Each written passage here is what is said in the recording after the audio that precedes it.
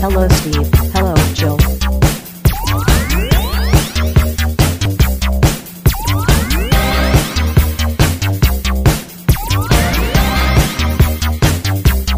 It's time to game classy. Bonjour, you cheese-eating surrender monkey. Bonjour. I want to one day learn French so I could do this entire podcast in French someday, just to upset someone somewhere, because they will get upset about it. Most people would just turn it off, but there would be one person who'd just be like, "You can't say that in French. Your French is terrible." Can I do it? Can I reply to your French in my Japanese? I guess you probably know more Japanese than I know French, in all honesty. That would be great. It would be awesome to have a multilingual podcast, which is us just each having a solitaire conversation in our second language that no one would that we don't even understand each other as we're speaking, is what you're saying? Yes. I'm sure both of us are using the language incorrectly. Like both of us are speaking incorrectly, but neither of us speaks the other language, so neither of us knows. Oh yeah, for sure. For sure. Ooh. Yeah, I'm down. Yeah. Sounds like a good idea. It sounds like a good idea. The language of love, French. Francais. You know, I'm only. You know what they say? Mm-hmm. You either die based or you live long enough to see yourself become cringe. I guess. I was just going to say I've been obsessed with French lately because I've one of my favorite movies of all time just popped up on Shudder. The Brotherhood of the Wolf? Brotherhood of the Wolf. I've never seen it. I absolutely adore that movie. I saw it in the theater 3 times. Man, I gotta watch that movie. That's one of those movies that I always wanted to watch, and I really wanted to watch it when I was a kid because I fucking loved werewolves. Like I played Werewolf the RPG, the White Wolf game. Yes. Like I fucking loved werewolves, man. It was one of those things where I was like, I gotta fucking see that movie. I just never saw it. I'm not gonna spoil it for you. The movie is the most batshit insane movie I've probably ever seen, and not like insane as in like Cronenberg or like not like a Lynch. Cronenberg or Lynch insane. This is more of a like, holy cow, is this what the French think an action movie is? Kind of insane. I'm down. Like I've watched a lot of French movies over the years, mostly art house, French cinema, new wave, nouveau. There's some really good French. I mean, Fifth Element director's French, and yes. I really like High Tension or Hot Tension. Tension. Hot Tension. I love that movie. That movie's dope. Tension. Yes, Hot Tension. There's like 3 vowels in there, and you're not supposed to pronounce any of them. I see. That movie's really good. I really like that movie. Brotherhood of the Wolf is one of those action movies where it's just like, what the fuck is going on? This is it's very weirdly plotted. It's of course got the French thing where it's like the hero has to sleep with literally everyone, and he's still considered the hero. That's what I consider a hero. He loves that woman, yet he's sleeping with Monica Bellucci. What the fuck is going on? Like, you see, Joe. He loves all of the women, so he must sleep with all of them, and some of the men. And some of the men. Why not? It is France. That's right. it does have the guy he was in the Mortal Kombat. I think he was in the Mortal Kombat TV show. Okay. If I remember correctly, but he plays like a Native American who's comes over with this guy from New France back to France to investigate the werewolf, right? Okay. And they both know kung fu. And it's that weird like late 90s, early 2000s kung fu that's kind of like a parkour mixed in with like a lot of like Taibo and shit like that. Some Billy. Oh man, Billy Blanks. Yeah. So it's really, really a bizarre movie, but it's so fun. It's like one of the most fun action movies out there. And my only problem is I really wish Shudder had the dub, because the subtitle version is the version that I've seen multiple times. Mm-hmm. I saw that in the theater, but when I got the actual DVD, which I sold a long time ago, the dub is so good on it, and it's not in a good way, but like in a bad way. It's a bad dub, but the bad dub makes the movie better, I guess. It's like like a 70s kung fu movie or 60s kung fu movie where okay, where the dub just makes it better because the dub is kind of bad. Right. Yeah. The dub kind of sucks and that improves it. Yes, exactly. So that's what I really appreciate about that movie, and a performance by a very young Vincent Cassel, who some people might know. I think he was the best known for the bad guy in Ocean's 12. Oceans Go to Europe. Oceans Go to Europe. Yes. As in every sequel movie ever made since the year 2000, where you got to go to Europe. That's the thing. Like, no matter what the sequel is, you're going to Europe. Yeah. That's true. Unless it's, well, I guess technically, if I'm not mistaken, it is a spiritual sequel to Road Trip. So even Euro Trip follows this. Euro Trip. Every sequel that you could think of, they inevitably go to Europe for at least a scene, an act, or for whatever reason they are in Europe, and you're just like, what the fuck is going on? And it's inevitably because whoever is making the movie was like, I want a free trip to Europe, so the studio just funds their free trip to Europe. That's great. Yeah, I mean, even recently, the what was this one I just watched? Fucking like Spider-Man, No Way, Long Way from Home, or whatever it was. That one was in Europe. Wonder Woman 2 was in Europe for a good chunk of it. Like, it's just that's true. What about Captain America 2? Was Captain America 2 in Europe? I mean, Captain America 1 was also in Europe, but yes, Captain America 1 technically was in Europe, but yeah, the Winter Soldier was in Europe. Yeah, that's true. The Winter Soldier was in Europe. And the Civil War was in Europe for a good chunk of it. All of those movies, they all go to Europe. Iron Man 2 went to Monaco for the racing car scene. Huh. Do you think it's just because by the time the sequel happens, they have enough budget to really press that they need to go to Europe? I think so. Well, I think the budget gets increased, and mostly the director's like, well, let's just go to Europe because I get a free European vacation out of this. That's what I'm saying. Like, the budget's high enough that they're just like, all right, fuck it. Well, we're going to shoot the next one in Europe because the budget's there, and I want to go see Greece or whatever. Yeah, but that's exactly it. And I think that there's a lot of it too, where there's like some movie thing where they're like, hey, this movie went to Europe for the sequel, so it made money. So let's make all movie sequels go to Europe because movie FOMO. Is it movie FOMO? Yeah, pretty much. Like, I think that it's like a metric that they probably use when they're putting together the budgets. Like when you're I'm sorry, Lenny. This first movie just didn't make enough to get the European sequel. Best I could do, Florida sequel. Ooh, Florida sequel. That's evil. Now, of course, there are. What do you fucking mean, Florida sequel? I've worked too hard for this, Benny. I've worked too hard for this, Benny. You're on the wrong side of the river. History's gonna remember you really unkindly, Benny. I think this is only relegated to blockbusters. This is not any sort of like horror movies do not get no. This is big money sequel. These are big money sequels. Most horror movies are defaults in Europe anyway. Europe is scarier than the United States when it comes to ghosts. For ghosts, yeah, because the ghosts in Europe, you got like thousands and thousands of years. In America, you got ghosts that are 50 years old at this point. You got a ghost who's like, hey, they still make crust. I like crust. I liked crust. And I'd be like, yeah, they still make crust, and he'd be like, that's nice. And I'm like, can you like eat cookies? I can eat the ghosts of cookies. All right. I don't know what that means. Well, I'll see you later. Yeah, exactly. That's exactly what it is. And the what's it called? The ghosts in America are just like, well, the ghosts in Europe are like, I was murdered by my king 300 years ago because he wanted to sleep with my wife and I wouldn't let him. And so I fought against him and I cut off his hand, but he killed me and blah, blah, blah. And then the ghosts in America are like, I'm haunting this area to keep all the minorities out. Actually, that's just my grandma's ghost. That's just my grandma. It's just my grandma. Yeah, that's but yeah, all big budget sequels will inevitably go to Europe, and superhero sequels will inevitably have the superhero losing their power. You know what? Sometimes they do that in the first. Okay, so first of all, I absolutely all right, straight up, I hate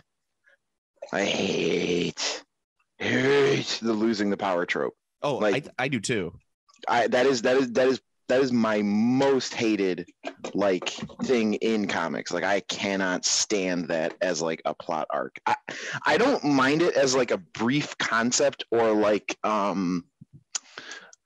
maybe as a villain power. That's kind of cool. Like if a villain like shuts your power down if he's like close to you or whatever. Kind of like Rogue, where she like steals your power. You don't have your power for a while. I'm totally cool with that. That's fine. But that like your powers are gone, Superman. What are you gonna do now? Like that phrasing, like that, that like plot arc where it's the entire issue or the cartoon episode, or God help us, a fucking movie.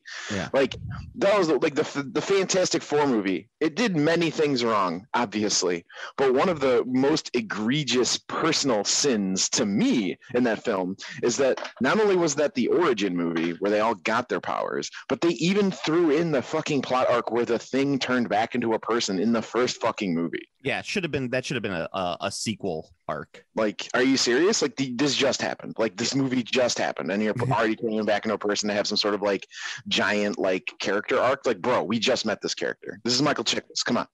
Yes. I did think of one sequel that doesn't go to Europe, but it does have the lose the powers trope in it, which is the Venom 2, which I just watched. But oh, yeah.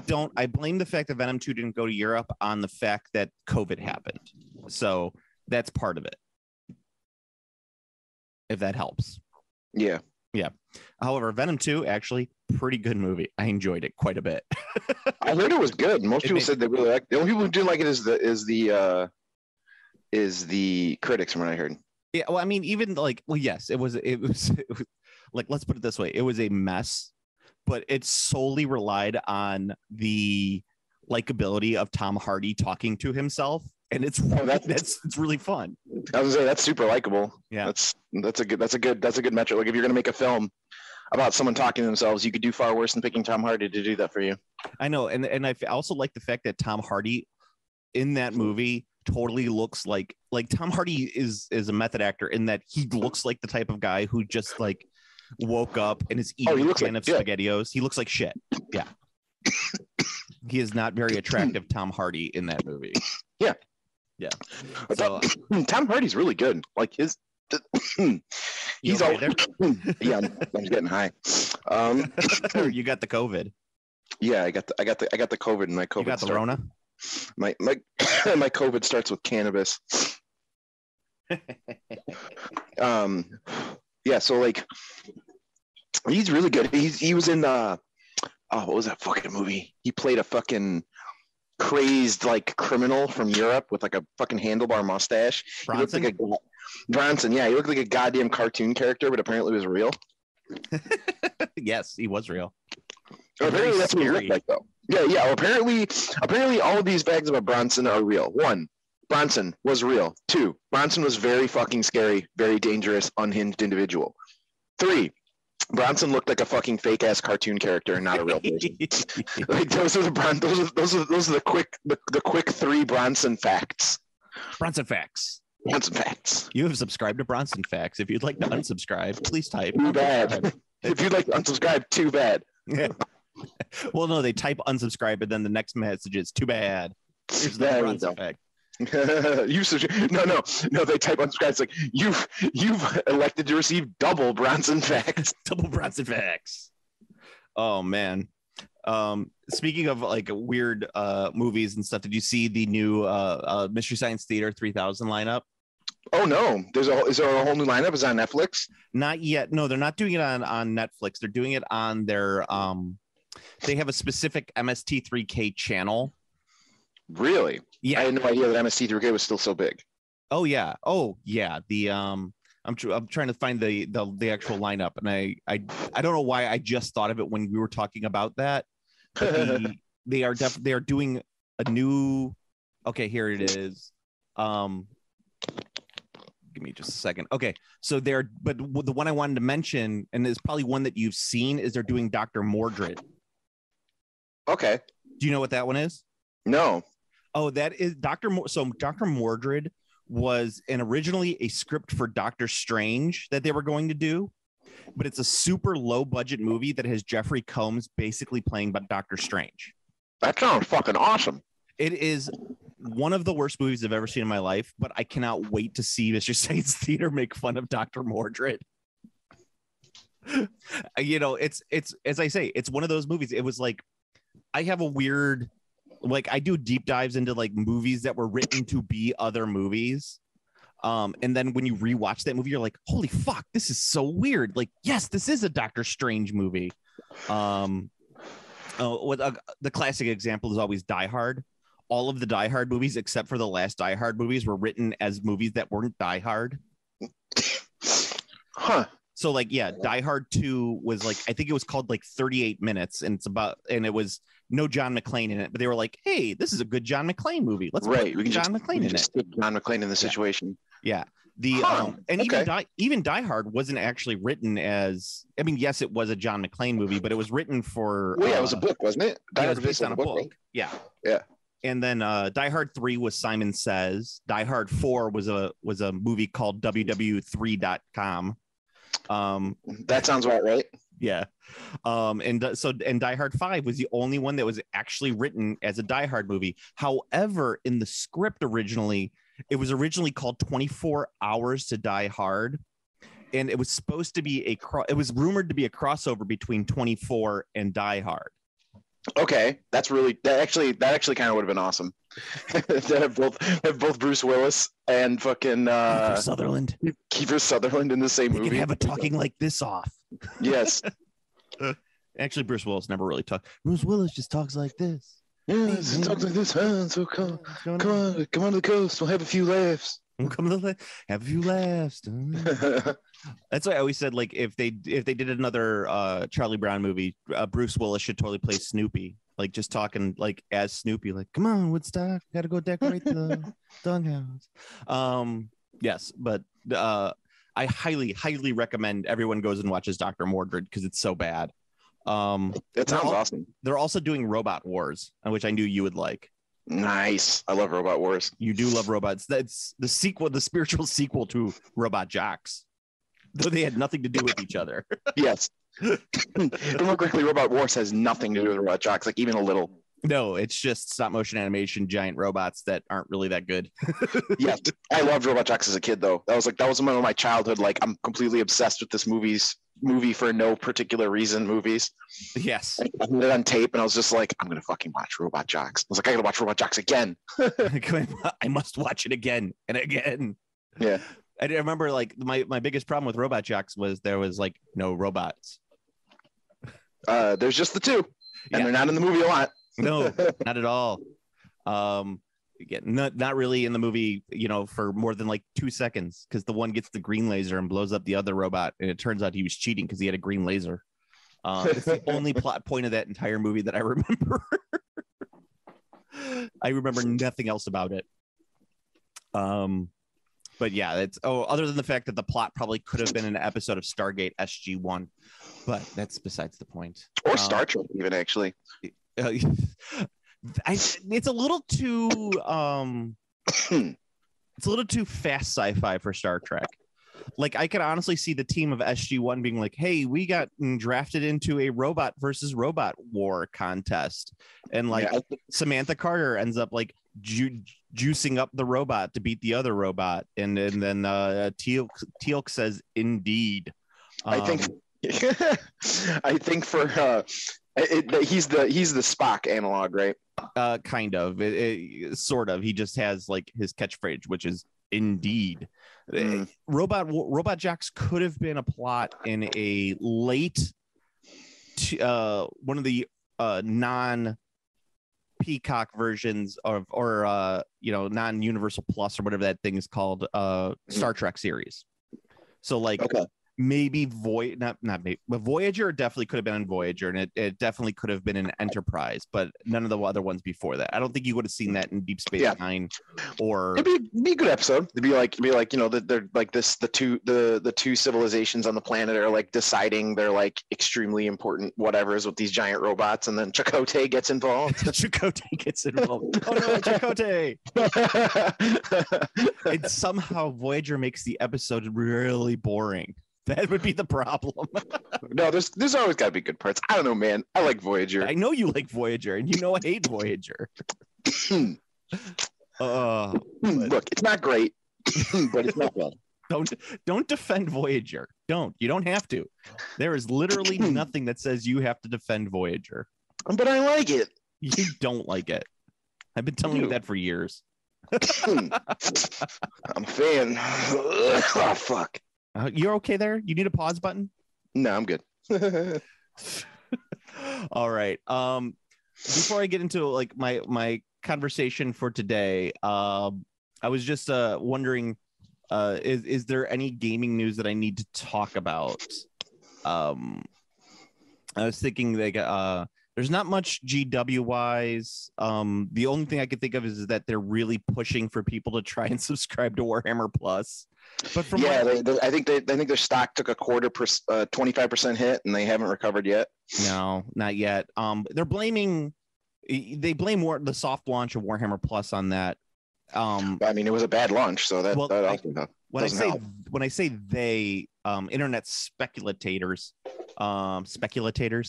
yes. are saying that. However, I think it has more to do with the supply issue. Like they just can't get their shit into stores. They can't get their shit into stores. They can't get their shit anywhere because of supply run issues. Mm-hmm. That's also the problem. That's a universal problem. That has nothing to do with Games Workshop. That's just it just so happens that Games Workshop stock is based on that supply run, so they can't. I think it's literally still the fallout from the mass DMCA thing, because that was when their stock first took the hit. It was like the huge DMCA thing in the internet. Like, really? Because stock.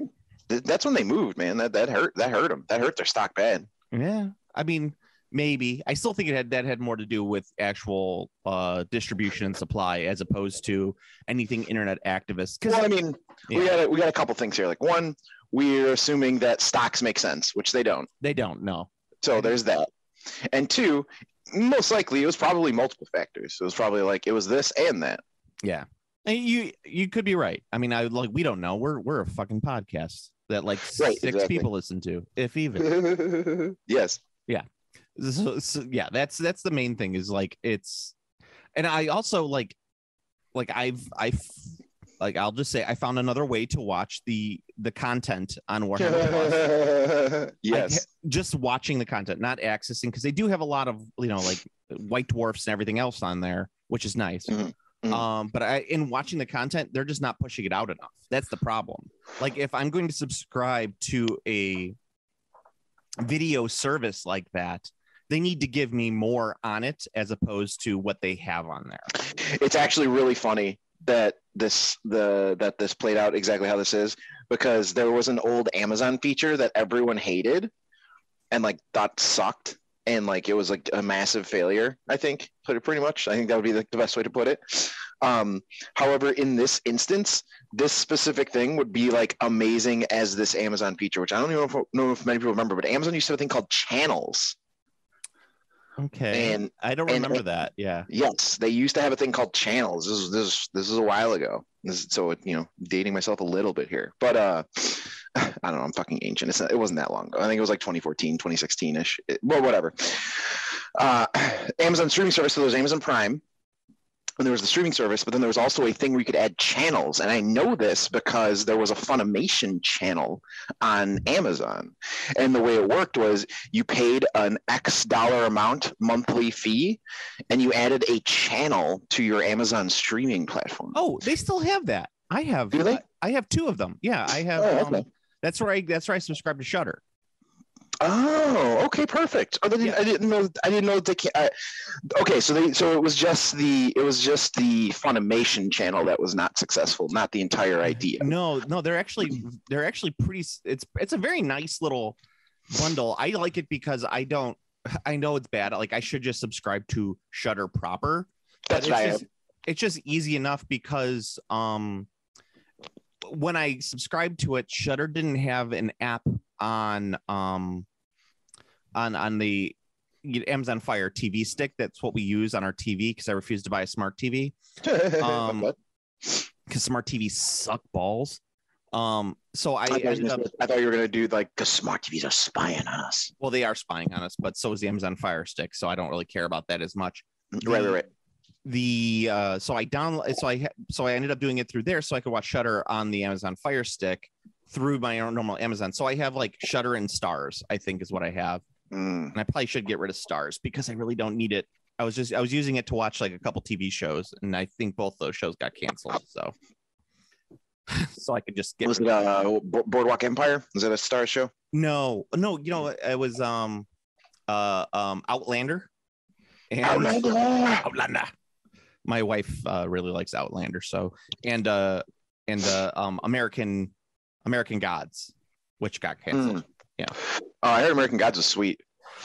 The first season was really good. The second and third seasons, not so much. One of those. Yeah, it's one of those. Like, definitely the first season. But no, I don't really need that anymore. But I still use channels because there's a fuck ton of them on there that you can get. Okay. Yeah. Okay. Good. Okay. So then I misunderstood at the end of my story where that it was just the channel I was using. Yeah. Was gone for said issues, not the actual idea of channels. So with that all said, GW should have just been a fucking Amazon channel. Yeah, I actually believe that same thing, but I think it should have been through Twitch because I already think they had an established. That's true. Their Twitch channel was really popular, wasn't it? It's still popular. They still have a Twitch channel. They just, they just don't use it. They should have used it for their Warhammer Plus like lineup.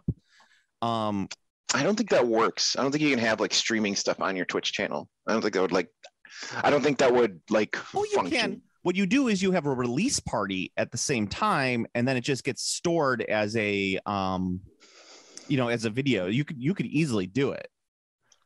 I think it could have worked, but all they have on there, they have the Blood Angels cartoon, which was pretty good. I liked it, but they have a couple painting videos, which is nice, I guess. And they have lore videos, which if you want official lore videos and not like some weird right-wing nut job telling you about their idea of what Warhammer lore is, because Warhammer lore is fucking stupid. It makes no sense anywhere around. It's true. And that's what I want to get into today. But Warhammer lore? Well, I want to talk about Horus Heresy. Like if I was given control of the Horus Heresy, how I'd fix all of the goddamn problems with it. Which is basically take all notions of story and plot and throw them out the window and just have the Primarchs shooting at each other. That's all that you want to fucking read in that series. I mean, sounds good. Oh, I'll go into it a little deeper, but but as I was saying, like, GW is their stock did tank, and it was because of that Warhammer Plus. They're still trying to get people to subscribe to it. Mm-hmm. And the problem is it's the fucking cost.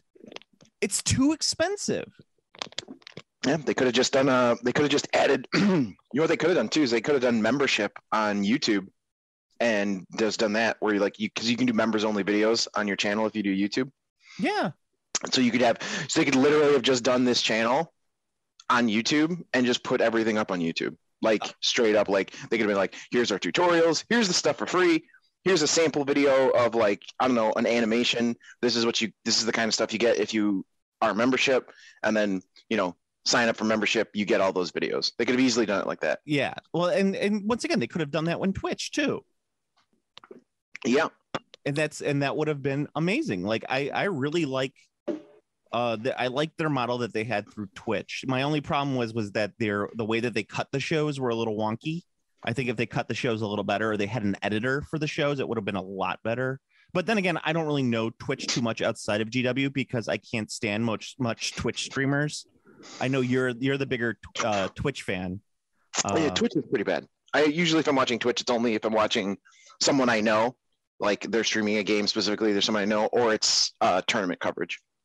Yeah, it would be something like that. Yeah, I don't do a lot of the just watching people stream on Twitch just because a lot of that is uninteresting as fuck. I guess it's the easiest way to say that. I don't know. And the reason I find it uninteresting is because of all the stuff you just said. It's there's no editing.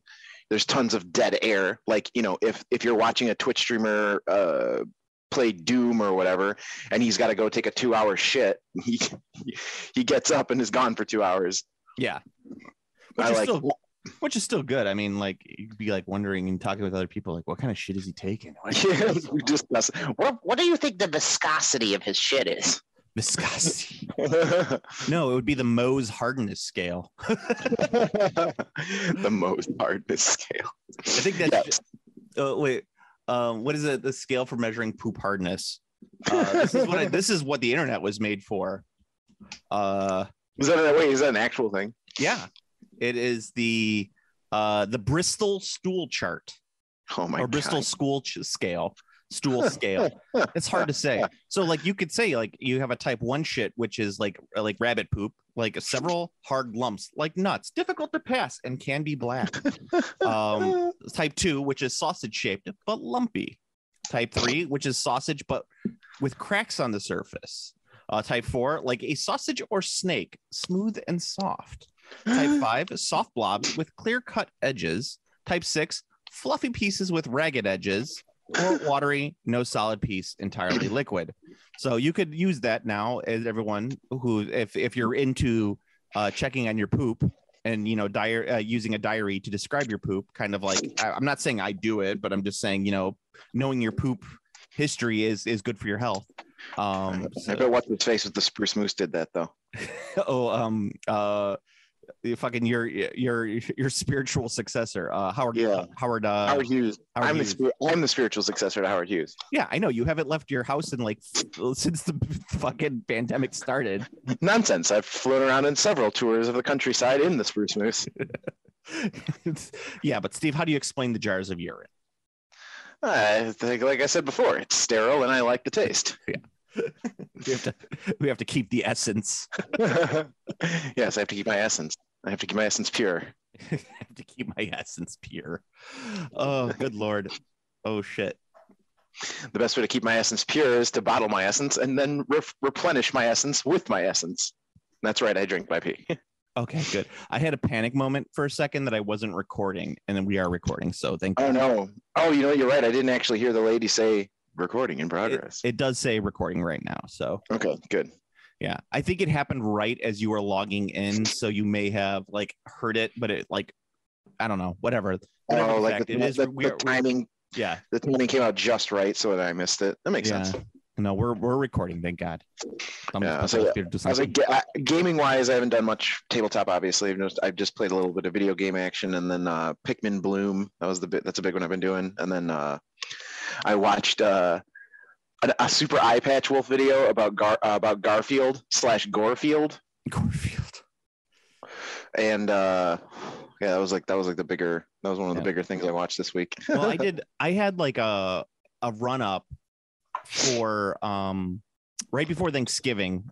I had a huge like hobby blast of getting shit done, built a whole fucking table, you know, did everything.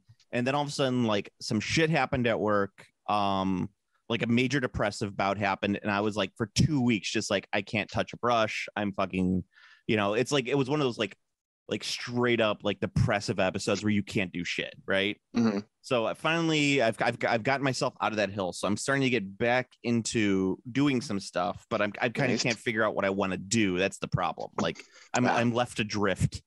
It was like several factors hit together where I was just like, oh, what the fuck am I gonna do? Through some happenstance, I happen to now have like 4 complete sets of the Stormcast from Dominion. That's pretty much a 2,000 point army. I think it's a lot more than a 2,000 point army. It is, yeah. So, yeah, I have a lot of annihilators and spearmen. So I'm gonna have to like actually like make a list and like go through and be like, just do an annihilator list, because I guarantee you they're probably better than everything else in that army. I'm gonna do well. The annihilators are nice because there's like a very small number of them. Yeah. Basically, I'm basically just gonna go through and like make a somewhat.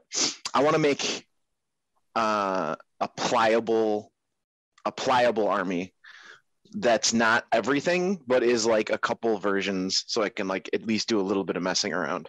So like my idea is that I actually do want to have access to the full annihilator army, like just everything is annihilators. I want to give that a shot, and this should be more than enough to start that. I think I would just need like 1 or 2 boxes of the regular ones, or I shouldn't say regular ones, of the Great Hammer ones. Yeah, because remember we did mention that there was going to be the kit that was going to build the version that was just default better than the one in the starter. Oh yeah, 100%. Yeah, that pretty much happened. Yeah, the hammer one is pretty much better. Although I don't think it's 100% better. It's definitely there. It's the one thing about GW that I absolutely hate with any of their current rule sets is that if it costs you more money, then it will be the obviously better choice. Yes. And I understand it from a business decision, but from a gaming decision, it's like, come on, dude. Like nothing should be like that much better that it's a must have and you can only offer it at this price point. Mm-hmm. Like, yeah, no, I agree. Yeah. I mean, as I say, I understand, but also it's like, come on, guys.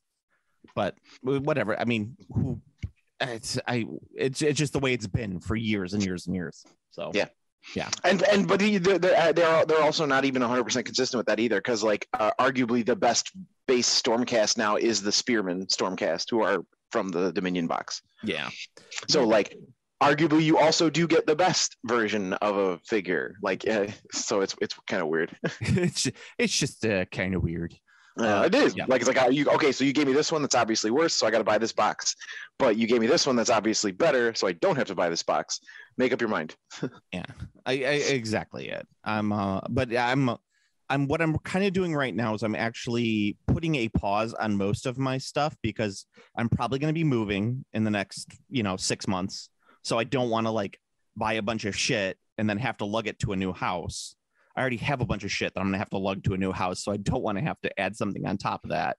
Right. And I'm actually waiting. I honestly thought that the new GW edition of Horus Heresy was going to be released this Christmas.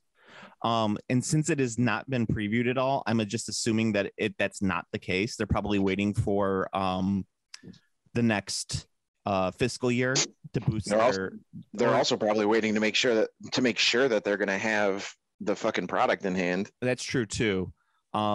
It's either going to be like the start of the fiscal year to get them into the black for the fiscal year, or it might be an end of the year fiscal year thing where they're going to try and get as many sales before the next fiscal year. Yes. Okay. So we'll see how that ends up. And if anything, if they do blow it and they have a low fiscal year, buy stock on the low, because next year it will go back up. That's true. Yeah. So you could keep that in mind. I should buy a bunch of GW stock and just walk into a GW store and be belligerent, like as a shareholder. I did know. I don't know if they ever came when you were working at the bunker, but they did come in when I was working at the bunker. Those guys who were like, I own shares in Games Workshop. Like, okay, yeah, it's like those people used to show up on the old GW message boards back when GW had message boards. Yeah, they were the worst. Show up there all the time, like, I'm a GW stockholder and I don't agree with this. Yeah, so it's like it's some dude who's got literally one share. Yeah, like 1 to 10 shares, something stupid like that. And back in the day, you could literally buy 10 shares for like $10. So. It was like the Ethereum of the early 2000s. Maybe I should buy some GW stock. It's not a bad idea. You should. You could literally be the big head honcho of Games Workshop stock. You just keep buying it at like low price. Like you just buy like 1 or 2 stocks every so often, and then eventually you're like, why do I have the majority share of Games Workshop? Yeah, it's like and the non-hostile takeover of Games Workshop is complete, as Fart Sniffa 69 has purchased the final majority stock on his stock trading app. We're not even aware if Fart Sniffa 69 knows that he or she now does own Games Workshop. More at 11. More at 11. Yeah, I honestly, I could see that happening and all. Yeah, but that's what I'm saying. It's like, so that's what I'm really waiting for. Is the classic, the new Horus Heresy edition to get released. I don't even care about the models. I just want the new rule set. So if I build an army, because I'm not going to build an army out of the plastics that they have, I'll just build an army out of 3D printed shit like I always do, and just sell it out that way. So and put it out that way. Who knows? It's probably not going to happen for another couple months, which is still nice. But maybe they'll finally canonize the Chiquita Banana Space Marines. It's a Chiquita banana. Yes. I don't really know the Chiquita Bananas. I used to know the Chiquita Bananas song, but I used to too. I don't know it as well either. Not anymore. then it became super racist. Is it? Which, well, I mean, I having a banana talking a Hispanic accent while doing an old, routine that was deemed racist years ago. Technically, the banana wasn't singing. It was the Chiquita Banana lady who was Hispanic. But didn't they do it so that the Chiquita Banana would sing it? I think that was like a later thing. That is entirely possible. Yeah, that is entirely possible. Well, it also doesn't help that most of those fruit companies, took over small South American countries through organized force and basically crippled their economies and and the people who live there, their ways of life, all that fun stuff. Decimated their environment so that they can plant bananas. But I need a banana for my cornflakes, Joe. I need the banana for my cornflakes. Cornflakes are the grossest. Yeah, I'm not gonna actually stand cornflakes. I've never really eaten cornflakes. I don't like. I mean, I love bran, so if you said the same thing about like Raisin Bran or Total or whatever, I'd be a little like, I don't know, man. Bran flakes are delicious, but cornflakes, they're pretty shitty. Not gonna lie. Well, they were invented by a man who wanted you to eat them so it would curb your masturbatory urges. Yes, also the graham cracker. And the graham cracker as well. And then people are like, this is disgusting. Put sugar on it. And they put sugar in it. And they're like, yes. Now this is good. And let's jack off while we eat it. Let's jack off while we eat it. Yeah. Take that, Kellogg. Yeah. And that's the thing too. Like, I know that historically, like, in order to properly eat a cornflake now, you have to discredit his memory. So you have to jizz on the cornflakes before you eat them. And I'm just not ready to do that most mornings, Yeah. Well, I'm with you on that. Yeah. And years later, we're dealing with fallout from the cereal. His fucking companies firing all of their workers so they could hire scabs. Don't eat cornflakes, guys. Don't eat anything Kellogg's. That's true. I know it's difficult in this day and age because of monopolies and vertical integration, but still. Oh yeah, dude. When you see those company charts, it's actually kind of like, holy shit. Yeah. However, it's like this looks like a bad guy chart from like an RPG. Like you're like like you have to like get up to the boss and you're just like, oh, it's fucking everything. The entire it's like how like the classic like vast conspiracies can't exist. Thing because of like logistics, like how logistics don't work. So you'd be like, there could never be one big bad boss who controls literally every other bad guy. Oh no, actually there can be. Well, yeah, have you heard of Nabisco, sir? Yes. Well, let's start small. Let's start with Kellogg and just make sure that we're not buying Kellogg until they hire back all of their employees. And they give them. I think Kellogg and Nabisco is the same company. Yeah, probably. So let's just not eat. Just go out, kill a cow yourself, and just live off the cow. So we're not getting anything. That was a patented cow. You're going to jail for copyright infringement. Damn it! It always happens to me. It's over. Yes. Okay. So let me get into how I'm gonna fix the fucking Horus Heresy books. Horus Heresy. The Horus Heresy. We're just gonna call it the Heresy. The Harris Heresy. Harris Heresy. The Harris Heresy. The Harris Heresy. Yes, we gotta do the Harris Heresy books. So this is how we're gonna fix this goddamn problem all together. First of all, we take all of the books that are currently in the series and we just throw them out. We say, sorry guys, we made a mistake. We're gonna start over from scratch. You're gonna still buy the books. Let's be honest. So the first solution is literally there's no saving it. We're rebooting the Harris Heresy. There's absolutely 100% no saving the series. Okay, so it's a Horus Heresy reboot. Yes, so we either have two choices at this point. We go back in time and just, eliminate everything from the beginning, and we say, guys, this is how we have to do it. And so that way, when we come to this point, 20 years down the line, everything is fine, and people are like, the Horus Heresy is the greatest thing of all time, right?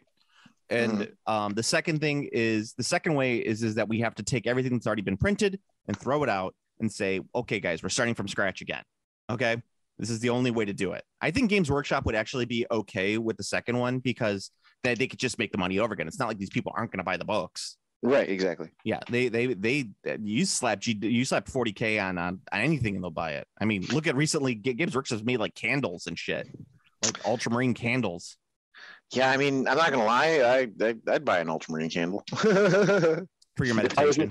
If I was in the market for a candle, I would buy an ultramarine one. Yeah. If I was in the market for a candle. I mean, that's are you currently in the market for a candle? I mean, that's legit it. Like I've seen some candles that I actually like. Like the only candles I end up buying are ones that are specifically like smelly because they can, make a nice smell.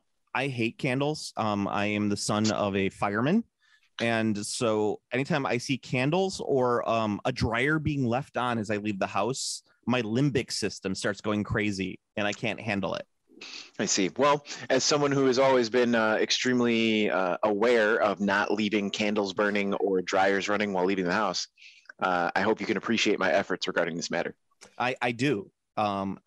We live in 2021, so I'm assuming that it's not as big of a problem anymore, like leaving the dryer on. However, I know that my dryer is probably from 1985 in my house, so I'm not like I worry, sir. I am concerned. And my wife gets so mad at me.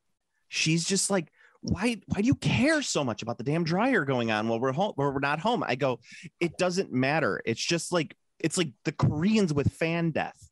I know there's no logically it doesn't make any sense, but it doesn't matter. Like there's something in my lizard brain that prevents me from allowing this to happen. Yes. And I know where you're coming from with that. Okay. So let's say we do this whole thing from be cool about fire safety. So we're going to do this entire thing from scratch. Redo the entire fucking Horus Heresy from scratch. All right. It's the Horus Heresy reboot. Okay. Let's talk about some of the base problems with the Heresy. One, there's too many fucking Space Marine Primarchs.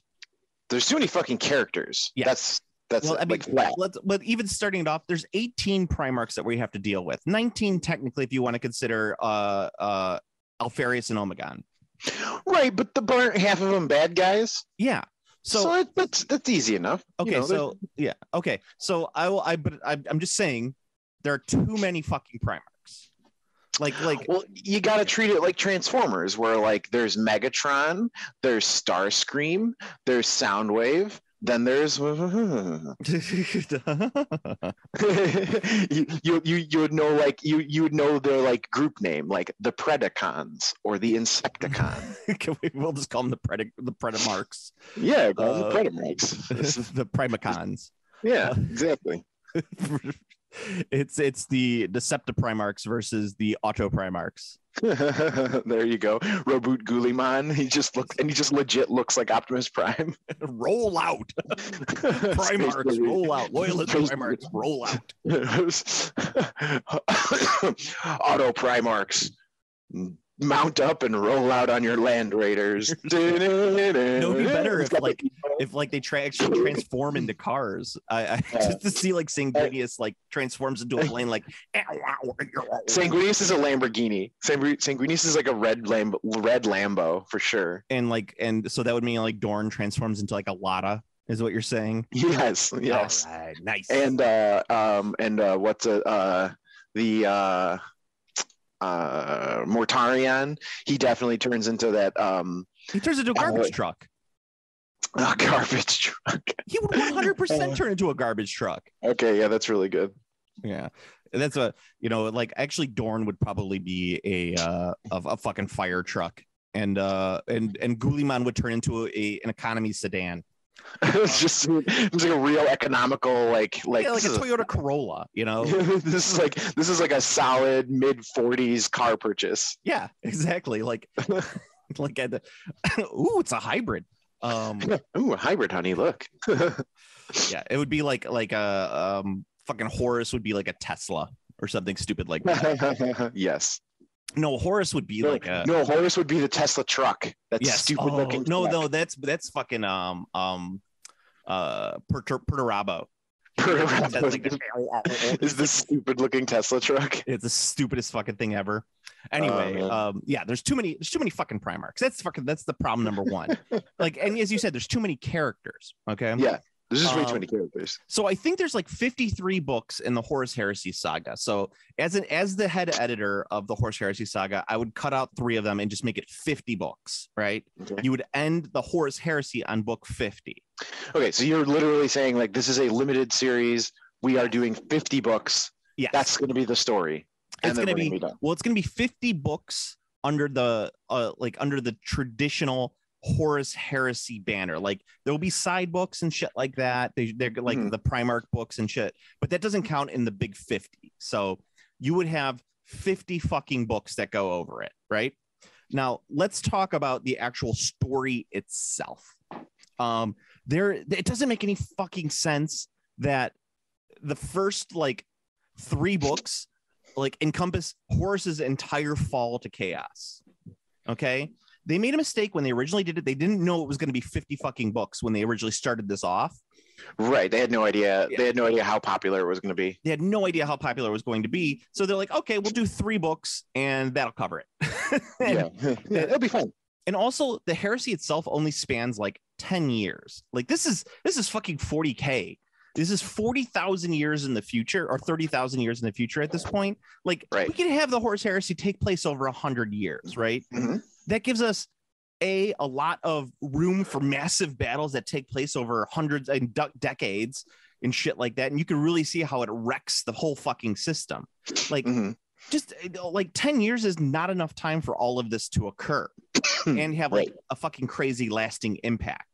Like, no, do it over like 100 years. Like the fucking crusade, the Emperor's Crusade is over, I think, 200 years. It's something like that. So you can have the heresy take place over 100 years, 50 years. Let's bare minimum 50 years. Okay.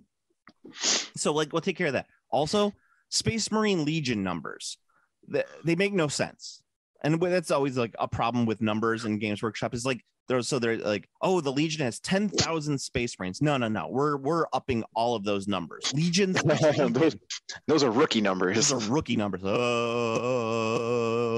We're going to boost those numbers up to like 1 million Space Marines in each Legion, right? So that way it makes total fucking sense. Like when they have these epic battles that wipe out half the Marines, that it's fucking crazy, right? Mm-hmm. We're going to have it. Every Legion has 1 million Marines. That's what we're going for. And they could get whittled down towards the end where they only have like 10,000 left in reserve or something at the end. But then that fucking makes sense when you have these big fucking epic battles. Right. Okay. My next mandate. We're not even going to talk about the Guard. All Guard characters have to die early on in the books. So we don't even have to listen about them or do anything. Because here's my fucking problem. I've listened to these books and they always have the Guard unit come in, or these Guard characters, and they inevitably like die at the end of the book. And so it's like, why? And it's like, yes, once or twice, that's fine. But when it happens for the 50th fucking time in the series, you're just like, why do I even care? You don't get invested from the beginning because you know the character is going to die at the end. Right. How about, I would say, like, how about only use the Guard if they make sense, not as like a stupid, like, let's introduce a character people I can kill immediately. Yeah. Because there was also one really cool, there was that one super sweet story. I don't know the whole story, so I could easily be not knowing everything, but of that Guard commissar lady who was on the Word Bearers like flagship, like in the middle of the, not Word Bearers, World Eaters.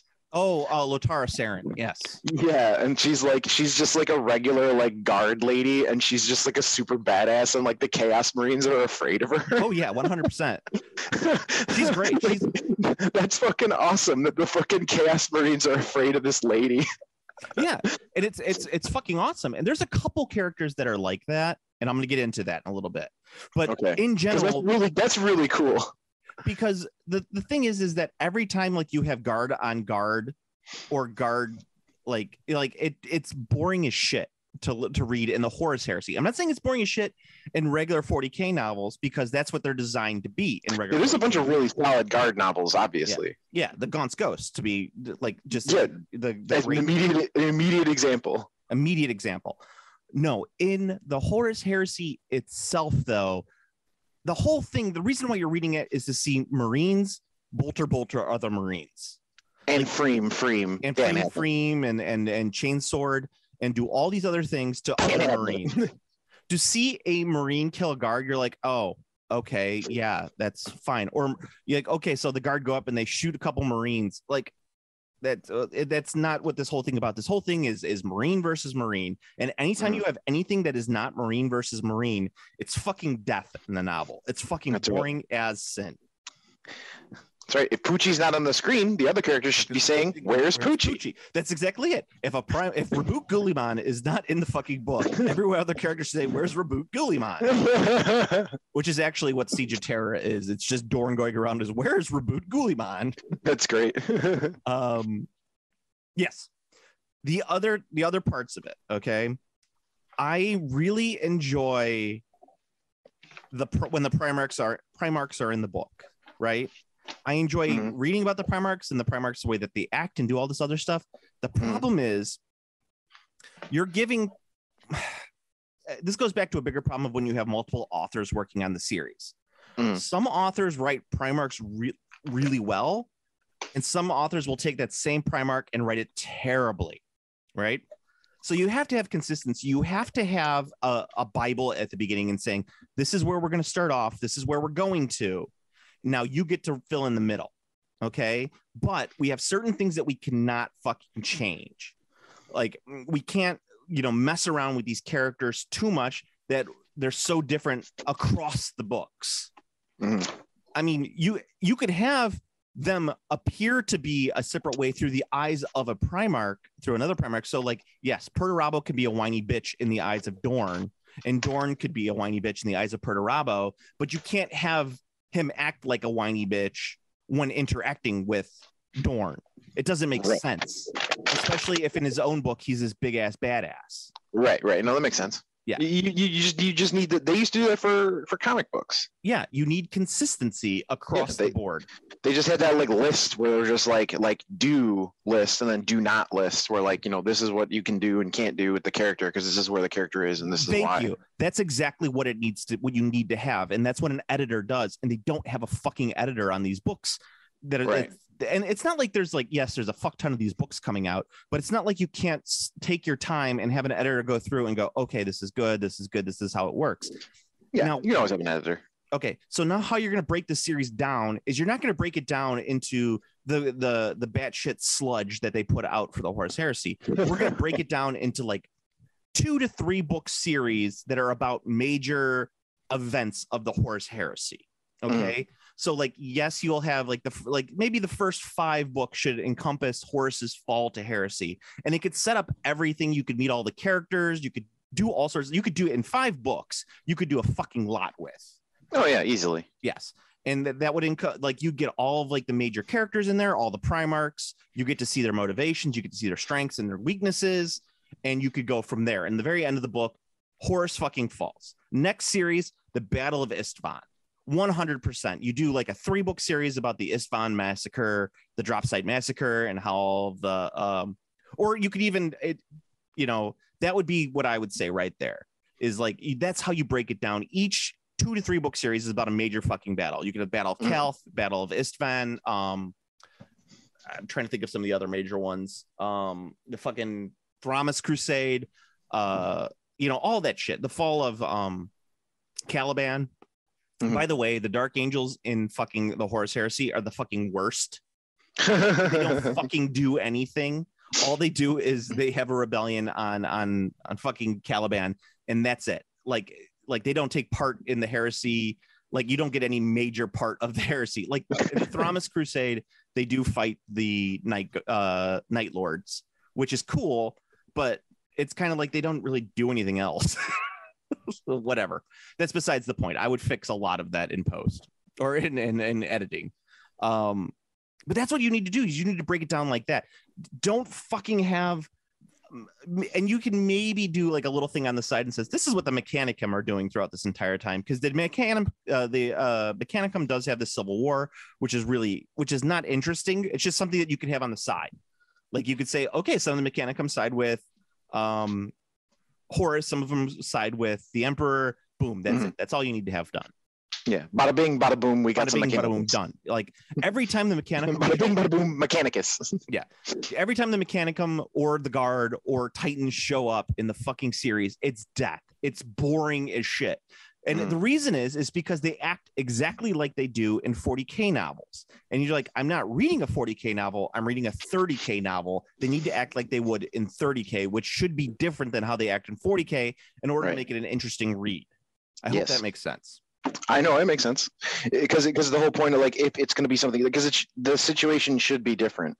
Yeah. So even though the subject of the Horus Heresy novels are Space Marines, they should still be different from reading about current Space Marines, because otherwise, why would you? Yeah, and that's what they do. The point. They do a really good job of making them very different than current Space Marines. Just in the way that they act, the way that they interact with each other, it's really cool. Well, yeah, because they still have emotions and they still bang everything in the universe, right? It's just they don't have the religious fervor. It's kind of like a more it's much more tactical. It's much more atheistic, I guess you would say, approach to things. An agnostic approach. No, not an agnostic. It's an atheistic because they don't believe in gods. I thought they all believed in the God Emperor. Well, no, not in 30K. No. Oh, he's not the God Emperor in 30K? He's not the God Emperor yet. That doesn't happen until after. Yeah. I see. So he's just the Emperor. He's just the Emperor. He actually outright wants people not to believe that he's God. I see. Yeah. So and that's what I say. That's what makes it kind of interesting, right? I see. Yeah. So I didn't know that. I said I'm very far from I'm far from a Warhammer in general lore expert, and I'm really far from a 40K lore expert. I know like what I've gleaned from video games mostly, and then like a couple novels. Like we got to talk about that too. But anyway, yeah. And like, yeah, there are some guard characters that are interesting, like not guard characters, but human characters that are interesting. But the whole point is that they are not taking part in the battles. They're all kind of behind the scenes people that kind of help move the plot along. We can keep those. Those are fine. Like Euphrates Keela, the fucking guy who starts the Inquisition. You know, a lot of those guys. You can always have characters who like make sense, like characters that make sense because they make the world work are always welcome. Yeah. But here's the thing is like otherwise how would you have given him the name Solo if that Imperial guy wasn't just like he's by himself? So I will call him Han Solo. That's the worst. Fuck that.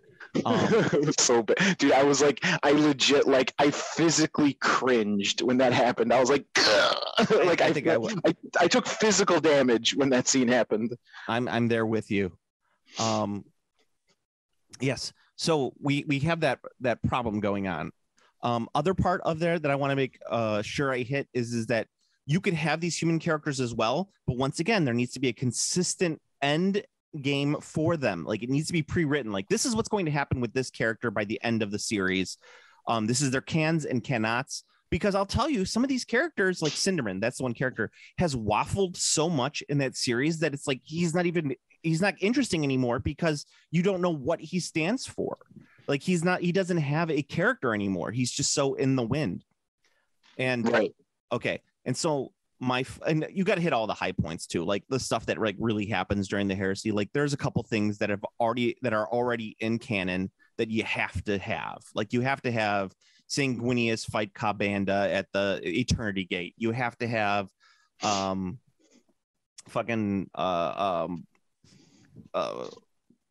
trying to think of the other ones. Like there's a couple like major events that you need to have, but whatever the fact, you need to have those in there. You need to make sure that they're plotted in there. Like this is how it's going to happen. Last fucking thing that I'm going to talk about with this is we're going to get rid of perpetuals completely from the 40K, from everything in the 30K series. Wait, what the fuck's a perpetual? Okay, so Dan Abnett wrote in the books that there are perpetuals who are like the Emperor. So they are people who live forever on Earth. Like they have that same weird mutation.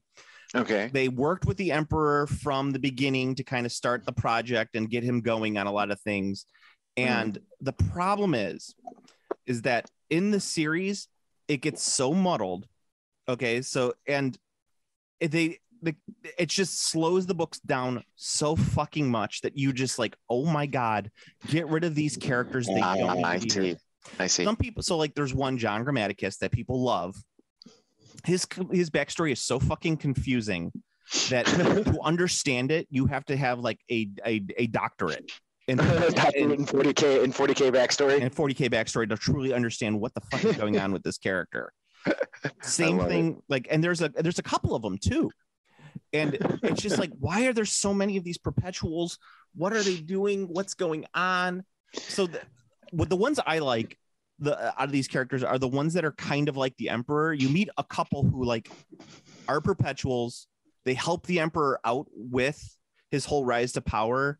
And they're like, and they don't want to do anything with the Emperor anymore. They're kind of like against him. So every once in a while, you'll meet one of these characters. They're very mysterious and they don't think and act like normal humans do. So that what makes them interesting.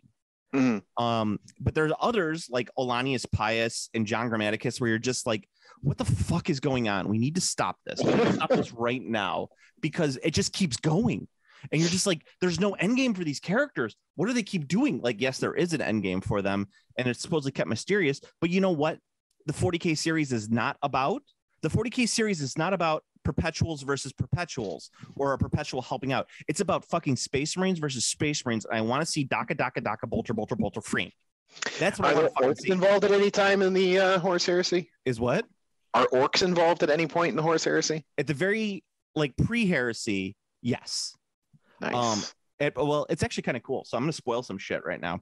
So the whole start of the heresy when Horus is made to the War Master is after the Battle of Ulanor. And the Battle of Ulanor was this huge fucking orc swarm with a massive like Titan-sized orc warlord that the Emperor fights hand-to-hand combat with. Really fucking cool story, right? Idea. They don't really go into the story, but they kind of talk about it in backstory, which makes it even more interesting because it's kind of mysterious. Like, oh shit, what I really want to read about that and stuff like that. But anyway, Ulanor gets cleansed of its orc, all of its orkiness. But actually, Ulanor actually ends up being transported across the galaxy and becomes Armageddon. With cool, exactly. So he's like, yeah, fucking cool. The orcs came back. They felt it. They got drawn.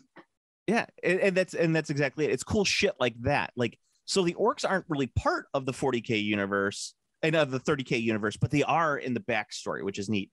So same thing with Titans. So in the book Mortis, which was a recent Siege of Terra book, that it focuses on Titans and it's fucking death. No one can like it's boring. Like only Games Workshop can make giant robots boring. But there's one sequence in that entire book where as some traitor Titans are fucking walking across this battlefield to attack a wall, and they're like, everyone's panicking. They're like, these signals aren't enemy Titans, there are signals. And it turns out that they're fucking zombie Titans that were from a previous battle that were resurrected with chaos magic, right? Cool. Fucking cool, right? You don't need an entire fucking book about that to get to that scene. This is like, true. Just put that fucking scene in another book dealing with the Space Marines, and it's so much fucking cooler. Yeah. Well, it's the thing because with Titans, you know how the reason it sounds like Games Workshop is able to make big robots boring is because the only way to make big robots interesting is you make the story about the pilots. Yeah, and the thing is, the pilots and the big robots are boring. Yeah, you have to have interesting pilots. That would be like the big robots need to be cool and the pilots need to be interesting, and there needs to be an interesting story amongst the pilots. You gel all that together and bam, you get Zeta Gundam, which is dope. You get Zeta Gundam, which is dope. Yeah. or you know what's the lead character's name in Robotech? I don't remember his dub name. It's like something like it's the most white dude name ever. It's like Ray Hauser or something. Yeah, it's like Zap McCool or something like that. Zap McCool. Rick Hunter. That's what his name is. Rick Hunter. Yeah, there you go. That's like straight up like we got to think of a really cool white guy name for this dude. Rick Hunter. Yes. Zap McCool. Yeah. Zap McCool. Like that's the thing is like the Titan, the way that 30K is written and 40K is written is that Titans are so like you can't operate outside of blah blah blah and blah blah blah. Like there's so many restrictions that are already put on the characters that they can't have interesting pilots. And because it's a 30K novel, you want Space Marines, you don't want Titan pilots, and so you don't care about it. Yeah, you're picking up a novel to read about Space Marines, not Titan pilots. Yes. So what I'm saying is like a Titan pilot novel could work, but you need to have that cocktail. You need to have Rick Hunter. You need to have the guy with the mullet who's super fucking cool. Yes, you have to have the cocktail, the awesome dope character you're rooting for, and then like the various foibles, and then of course like that's the thing too. Like one of the reasons that I think all the Gundam series always works. Especially and yeah, it's another big robot series too. But like, there's got to be the enemy ace because you got to have like the rival. So like in original Gundam, there's Char, and like Amuro is like constantly like the only villainous character who like thwarts the Gundam is Char in his red Zaku or whatever his like red suit is. So like he keeps showing up because he's the enemy ace. So you need a character like that also to make it super interesting, which probably is not going to work for like a 30K novel about space marines again. Also, but Titans in 40K and 30K are fucking boring because they just plod along. It's not like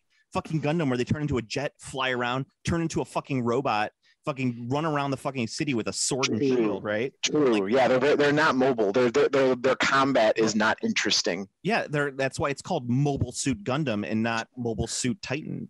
Yes, well, because Titan's combat is not interesting because a Titan combat it walks forward and fires all weapons. Yeah, they can't make it interesting. It doesn't work that way. Yeah, because even BattleTech, the giant ass battle mechs, they can still like jet into the air and stuff. Yeah, and like jump and whatnot. So like they can move way more than a Titan can move. So to wrap up my anger recently about this series, it just comes down to they need an editor to fucking tell the authors, you can do this, you can't do this. Here's our Bible. This is what we're going for. And also don't do what Donnie Don't does. Yeah. And the authors really need to fucking so like if you're writing the 5-book Horus series, right? That's going to be written by one author. That's going to be Dan Abnett's going to write all 5 of those books. Okay. Right. So you get the stylistic through line. Yes. If we're going to have multiple authors working on the books, I would not want like Dan Abnett to write one book and then fucking ABD work on the second book. Right. Each series needs to be complete. Yes. Well, I would do it like the Expanse series. So the Expanse series, when they're writing it, there's 2 authors of the Expanse series. One author takes a bunch of characters' point of view, and the other author takes another bunch of characters' point of view, and then they write them separately, and then they meet together, and they kind of talk about how it's going to cross over when they're editing the book. Right? Cool. And that's why the Expanse is such a great fucking series. I did not know that was a collaborative book. That's really cool. Yeah, they were both like they both worked for fucking fucking Game of Thrones guy. Why can't I think of his name? George R. R. Martin. George R. R. Martin. They were both like his like interns, and they worked with him, so that's how they kind of understood how to write character perspectives as chapters, and they collaborate on those books. The last book just came out, and I'm kind of sad as I'm reading it because I'm like, oh man, how's it gonna end? Nice. I'm That's really cool. sad. But the so if you're going to do that, if you're going to have like Brown and Abnett and any of the other authors, Chris Wright, I don't remember his actual name, but if you're going to have them working on these books, you should really have them, if they're going to collaborate, that's how you break it down. Like you're going to break down these different parts of the chapters and perspectives, and then you add those together like that. If you're not going to do that, you have to have one author consistently write the parts of the series. So if you're going to do a Calth series, like let's say a 3-book series about the Battle of Calth, you take those 3 books, they all need to be written by one person. Yes, exactly. You're going to do the Burning of Prospero. You're going to have that entire series about the Burning of Prospero written by one author across the board. Yes. 100%. Only way it makes any fucking sense. Yes, I completely agree. Okay. So I'm done with that. How cool was the Space Marine 2 trailer? Very, very, very, very, very, very cool. If I was going to call it anything, I would call it dope. Yes, it was a very dope fucking trailer. I'm very excited about it. I can't believe that a sequel is happening. That's really cool. I like that it's gotten to the point where Mark Strong is so expensive they can't use him anymore. He's become so Hollywood they can't use him anymore, which is really cool because I liked Mark Strong a lot. I think he's a good actor, so that's cool to see. Obviously, I'm a little disappointed he won't be the protagonist's voice because I thought he did an incredibly good job in the first one. And you could write it into the plot. He is now a Primaris, so he probably sounds different.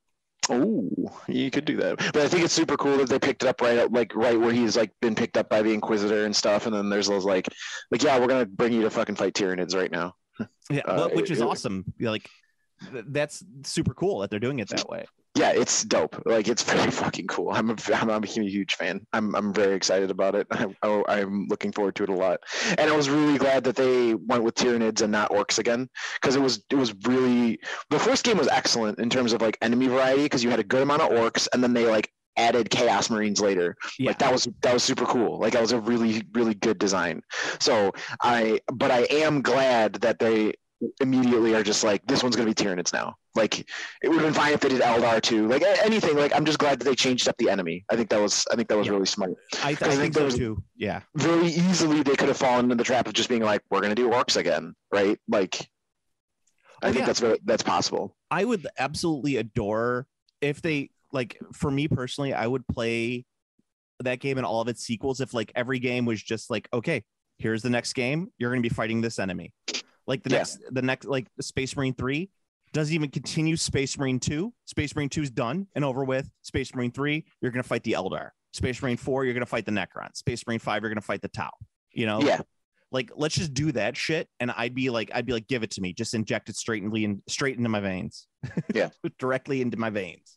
Yeah, it's fucking sweet. Also, he looks ripped as shit, and he's got more medals because they put their ranks on their head or whatever. It's years of service. Years of service. Okay. So is each one 10 years or whatever? Yeah, each one is 50 years. I think 50 years. Okay. So he has 200 years of service. So like the prevailing theory. Wow, I'm getting into prevailing theories now. Is that of a video game? Is that Captain Titus? He had 2 at the beginning of the first game, 2 at the end of the first game. So he's 100 years of service. So at the end of the first game, he gets taken by the Inquisition. Basically, he loses his rank because he's taken by the Inquisition, and they have to promote someone to captain.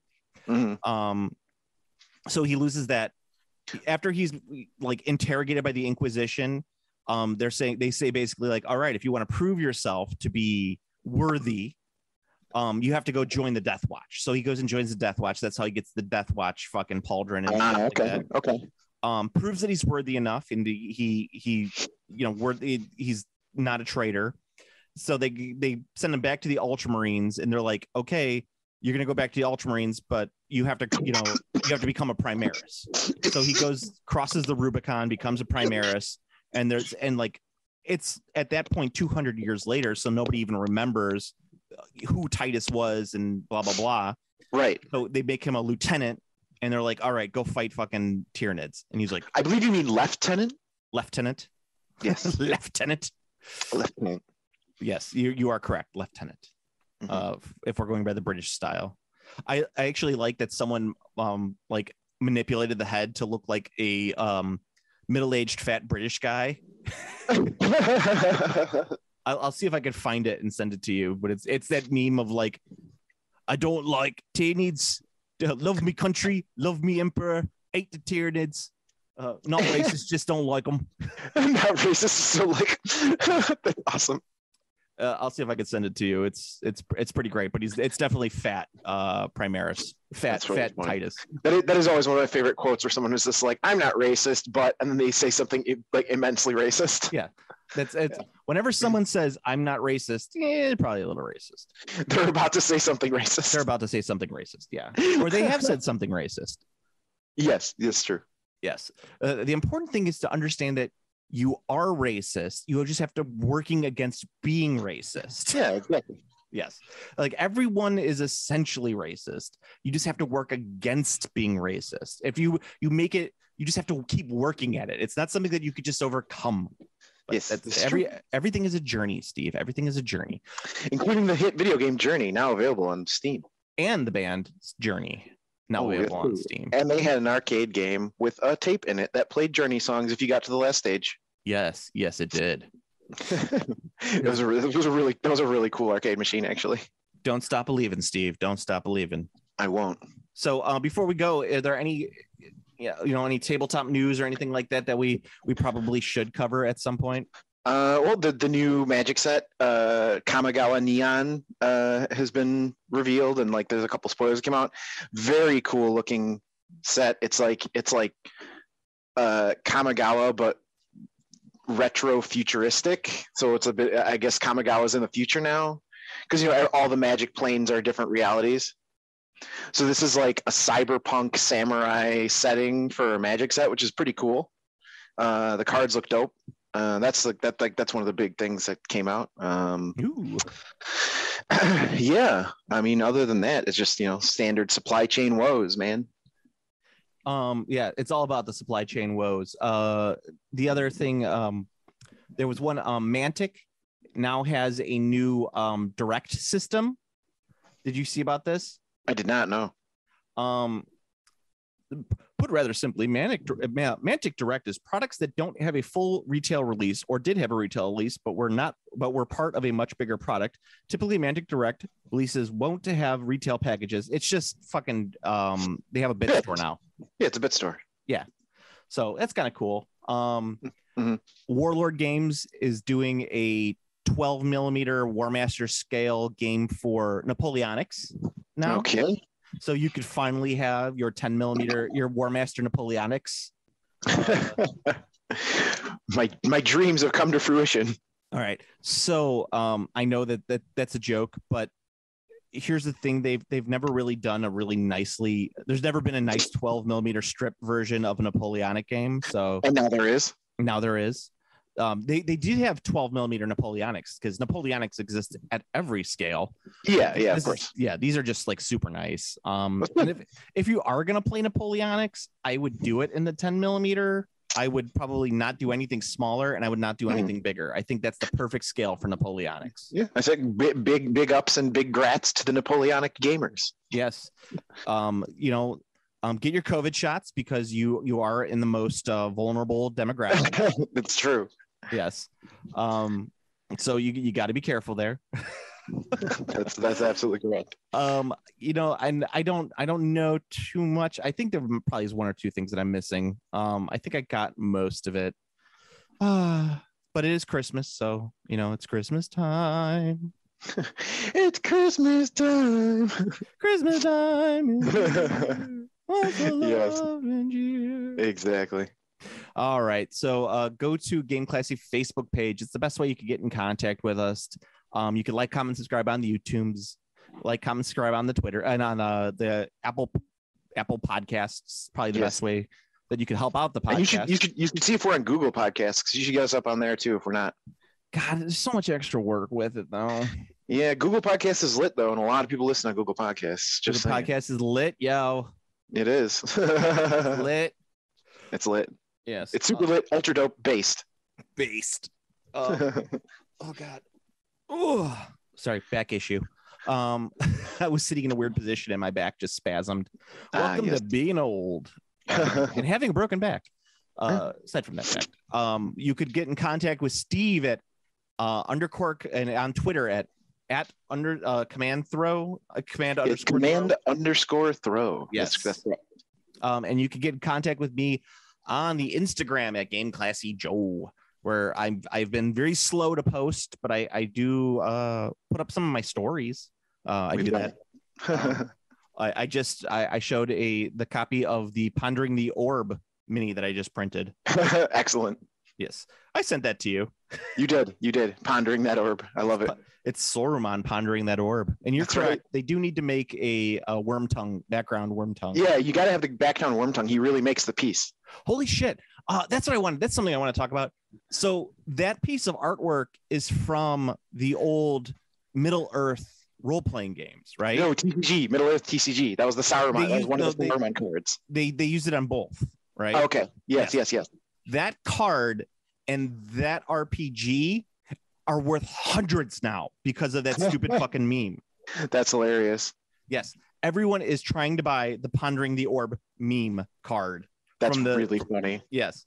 I don't remember the name of the card, but I looked it up. It's legit just Saruman. That specific card is just named Saruman.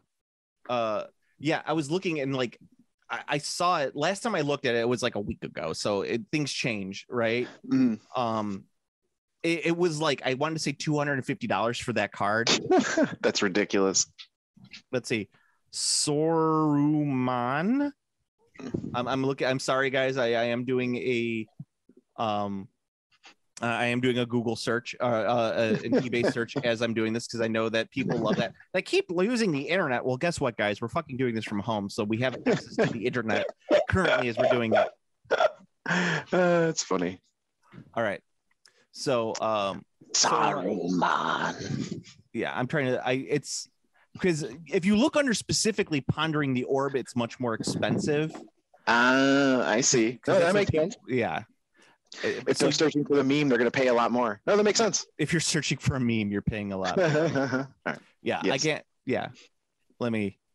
But the actual like TCG books are like hundreds of dollars too, and it's not a really easy one to find. Right, it's already pretty rare. So yes. Oh, here we go. Oh no, actually, okay. So the price has gone down. Okay, so that's good. okay, well, that's good. You could get the card for about like $15. Oh, okay, that's much more reasonable. Yes. That's much more reasonable. No, when I was looking like 2 weeks ago, it was seriously like hundreds of dollars. Yeah. I think the cards were cheaper. The rule books, the TCG book, the fucking RPG books were like in the hundreds. But hopefully, you know, as we talked about in the past, the RPG market fucking went crazy the last year. I think it's starting to go down. So I bought that Greyhawk Wars box for $30, which is ridiculous. Yeah, that's super cheap. Yeah, compared for that game in particular, because that game is like a $300 box set. So, yeah, for sure.